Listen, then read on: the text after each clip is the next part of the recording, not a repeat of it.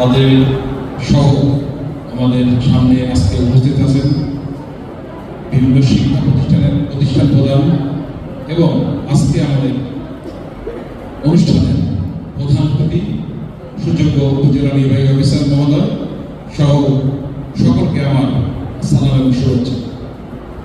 আমরা আসলে প্রতি বছরই বছরে আপনারা জানেন যে দুটা প্রতিযোগিতা করে থাকি, একটা শীতকালীন একটা গ্রীষ্মকালীন। শীতকালীন খেলাধুলা আমরা ইতিপূর্বে করেছি, তবে শীতকালীন চাইতে গ্রীষ্মকালীন খেলাটা একটু বেশি, অনেক আইটেম থাকে। আপনারা জানেন যে স্বল্প সময়ে আমরা করার চেষ্টা করেছি, আসলে সম্ভব হয় না।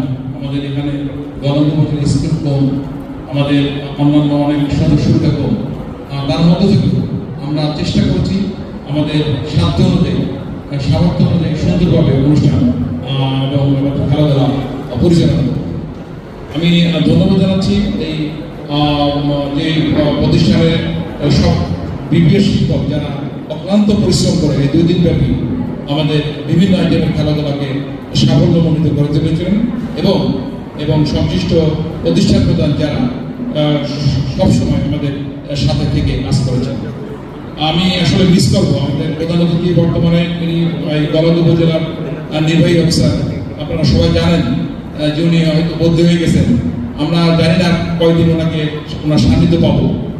আমরা খুব মিস করবো স্যারকে আমি যতবার যে কোনো বিষয়ে স্যারকে ডেকেছি, স্যারকে পেয়েছি, স্যার বিভিন্ন পরামর্শ দিয়েছেন। শিক্ষার ব্যাপারে স্যারের অক্লান্ত পরিশ্রম সবসময় লক্ষ্য করা গেছে। এটা আমরা মিস করবো, স্যারকে সত্যি মিস করবো। আমি স্যার দোয়া করবেন আমাদের জন্য, এই গলন্দবাসীর জন্য, শিক্ষার ক্ষেত্রে যাতে আমরা যারা যে দায়িত্বে আছি এই দায়িত্বগুলো যেন আমরা সঠিকভাবে পালন করতে পারি।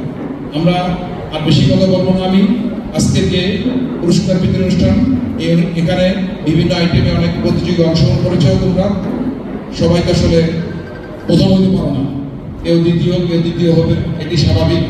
তার মধ্য থেকেই যারা ভালো অর্জন করেছ তাদেরকে আমি ধন্যবাদ জানাচ্ছি।